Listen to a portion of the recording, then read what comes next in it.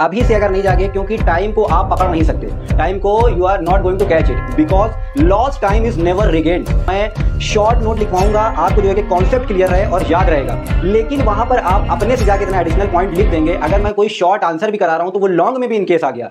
Long hello everyone, a very warm welcome to all my living organism. कैसे हैं आप सभी? उम्मीद करता हूं बहुत ही बढ़िया होंगे। स्वागत है आप सबका इस बेहतरीन platform of biology with MK में। मैंने लिविंग ऑर्गेनिज्म गलत बोल दिया। बहुत से लोग अभी भी नॉन लिविंग की तरह पड़े हुए हैं। मतलब लिविंग तो है, अपने आप को एकदम नॉन लिविंग बनाए हुए हैं, बेजान की तरह पड़े हुए हैं, बिस्तर से निकल ही नहीं रहे। एग्ज़ाम के 1 महीना पहले वो सोचे हुए कि हम पढ़ेंगे। बेटा वो सब होता था 8th क्लास 9th क्लास में। जब हम एग्ज़ाम देने जाते थे तो पूरा स्टाफ अपना रहता था, जानते रहते थे कौन टीचर कितना स्ट्रिक्ट है, किसके सामने हम नकल कर सकते हैं, किसके सामने नहीं। मार ताका झाकी किए रहते थे, जैसे तैसे हम पास हो जाएं ताकि घर वालों को शक्ल दिखाने के लायक हो जाए, खाना पीना रहने के लिए वहाँ पे हमको मिल जाए, घर से भगाया ना जाए। लेकिन ये क्लास 10th आ गया है। क्लास 10 का मतलब बोर्ड का एग्ज़ाम, जिसमें आपका सेंटर भी जाएगा, बहुत से स्कूलों में होम भी रहता है, लेकिन स्टाफ आपका पूरा चेंज रहेगा, जहाँ पे मुंडी बहुत जगह हिलाने नहीं देते हैं। आप इधर उधर ताका झाकी के चक्कर वाला तो छोड़ ही दीजिए, और ये भूल जाइए कि हम एग्ज़ाम के 1 दिन पहले पढ़ेंगे। रट के एग्ज़ाम दे देना बेटा, कोई बड़ी बात नहीं है। अभी से अगर नहीं जागे, क्योंकि टाइम को आप पकड़ नहीं सकते। टाइम को you are not going to catch it because lost time is never regained. जो टाइम हमारा बीत गया है वो वापस लौट के आने वाला नहीं है। अभी से हम टाइम वेस्ट करेंगे तो कुछ ना कर पाएंगे। लेकिन आपको रट के डिग्री तो मिल जाएगी। मान लीजिए आप 80% 90% तो ले आएंगे, लेकिन आपकी नॉलेज बिल्कुल ज़ीरो रहेगी।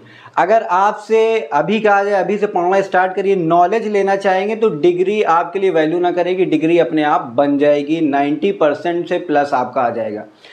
तो आज जो हमारा सबसे इम्पॉर्टेंट टॉपिक स्टार्ट होने वाला है क्लास 10 का, चैप्टर 1 बायोलॉजी का, दैट इज़ लाइफ प्रोसेसेस।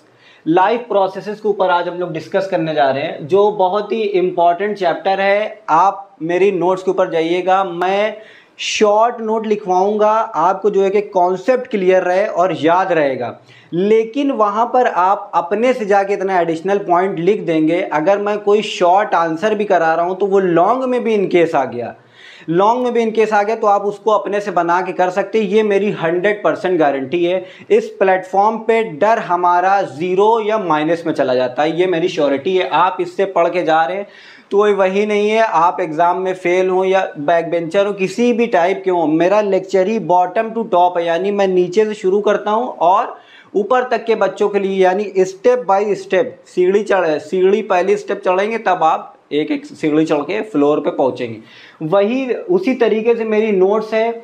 मैं चैप्टर के इंट्रोडक्शन से स्टार्ट करता हूं और डीपली पार्ट लेके जाता हूं। जो आप बुक में जूझे रहते, सर पकड़ के अपना बैठे रहते हैं, कोई चीज़ समझ में नहीं आ रही, सब एक कॉन्सेप्ट क्लियर होगा।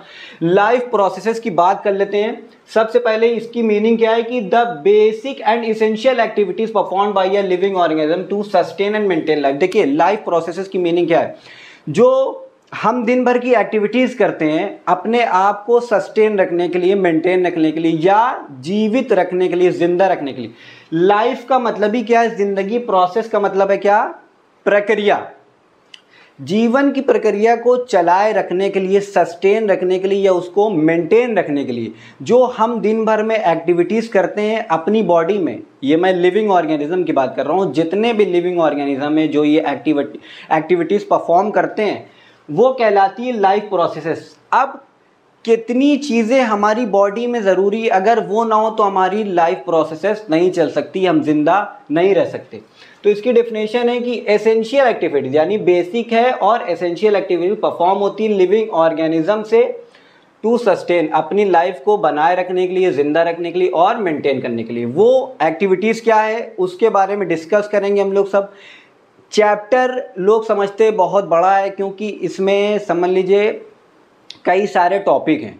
जो टॉपिक है वही लाइफ प्रोसेस को मेंटेन करने के लिए टॉपिक है हमारा। आज बात करने वाले हैं इंट्रोडक्शन की, फिर इसके बाद हमारा स्टार्ट हो जाएगा फर्स्ट हेडिंग से वेरी इजी से इजीएस्ट करके मैं बताऊंगा, आपको लगेगा ही नहीं कि हमने अपने सर में कुछ बोझ लेके चल रहे हैं, कुछ याद रखे हुए हैं अपने माइंड में। आपको कॉन्सेप्ट उसी वक्त क्लियर हो जाएगा, लेकिन एग्जाम से पहले आपको एक बार रिवाइज जरूर करना है, नोट्स अपनी प्रॉपर जरूर बनाना है। इसके बाद मैं इंपॉर्टेंट क्वेश्चन भी करवाऊंगा चैप्टर के, जो PYQs वगैरह है और जो चैप्टर में मोस्टली पूछे जाते हैं।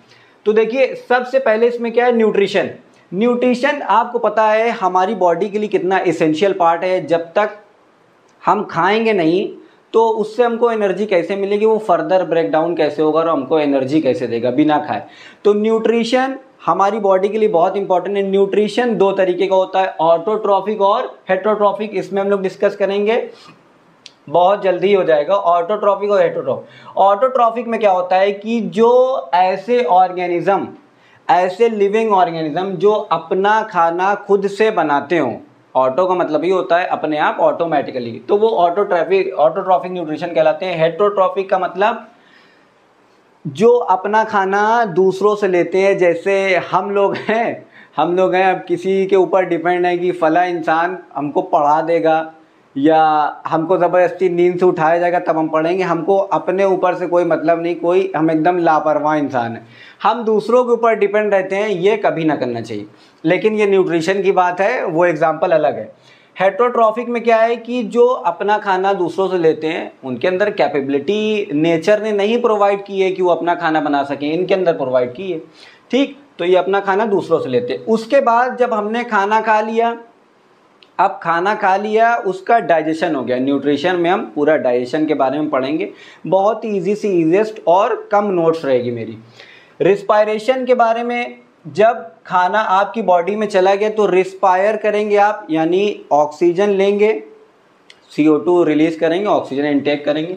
तो ऑक्सीजन का काम क्या होता है, जो हमारी बॉडी में खाना डाइजेस्ट हो गया है उसको ब्रेक डाउन करना, बर्न करना, जलाने का काम करता है, ताकि उससे हमको एनर्जी मिल सके in the form of, comment में बताइए जल्दी, ट्रांसपोर्टेशन। उसके बाद जब खाना हमारा ब्रेक डाउन हो गया, खाना हमारा एनर्जी के फॉर्म में तैयार हो गया, अब बात आएगी उसके बाद ट्रांसपोर्टेशन की, यानी कोई माल या कोई सामान इधर से उधर ट्रक के ज़रिए, किसी के ज़रिए या कोई भी गाड़ी के ज़रिए आता जाता है, तो वो एक जगह से दूसरी जगह जाता है, ये सबको पता है ट्रांसपोर्ट की मीनिंग।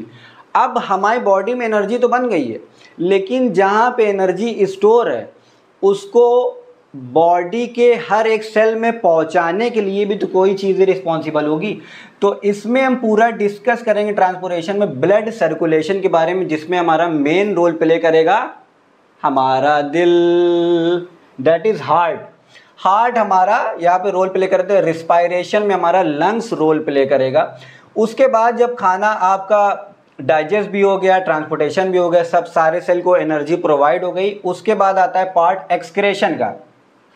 एक्सक्रेशन यानी हमारी बॉडी, देखिए सारी चीज़ें इंसान करता है, वो उसमें से कुछ पार्ट ही है जो हमको फ़ायदेमंद होती है और कुछ वेस्ट के फॉर्म में निकल जाती है। जब हम डाइजेशन करते हैं, खाना खाते हैं, तो उसमें भी आप खाना खा रहे हैं, जो सॉलिड वेस्ट बचा, सॉलिड वेस्ट भी होता है और लिक्विड वेस्ट भी होता है, दोनों तरीके से वेस्ट होता है। तो एक्सक्रेशन का मतलब क्या है, एक्सक्रीट आउट करना प्रोडक्ट को जो वेस्ट हो गए, यानी फीटस हमारे। तो इसमें दो तरीके की प्रोसेस होगी। अगर लिक्विड सब्सटेंसेस है तो उसमें हमारी किडनी रोल प्ले करेगी, इसका फिल्ट्रेशन करती है ब्लड में से यूरिन का फिल्ट्रेशन करेगी, जिससे जो वेस्ट प्रोडक्ट बन जाते हैं वो हमारी बॉडी के लिए हार्मफुल ना हो। और यहाँ पे रोल प्ले करेगा एलिमेंट्री कैनॉल से होता हुआ लार्ज इंटेस्टाइन, फिर एनएस के थ्रू सॉलिड वेस्ट हमारा निकल जाएगा। तो ये सब सारे टॉपिक आप समझ गए होंगे। चैप्टर को कितना इजी मैंने करके बता दिया। अब कैसे पढ़ेंगे, पहला टॉपिक हमारा स्टार्ट होगा सबसे पहले न्यूट्रिशन में एक एक पॉइंट के बारे में जानेंगे, क्या होता है, कैसे खाते हैं, कितने टाइप के न्यूट्रिएंट्स होते हैं, सारी चीज़ें क्लियर हो जाएंगी। तो थैंक यू सो मच। अगर जो भी चैनल पे नया है और बहुत ही बच्चे डरे हुए हैं या घबराए हुए हैं, तो इस चैनल को खट से करके सब्सक्राइब कर लें। Thank you so much.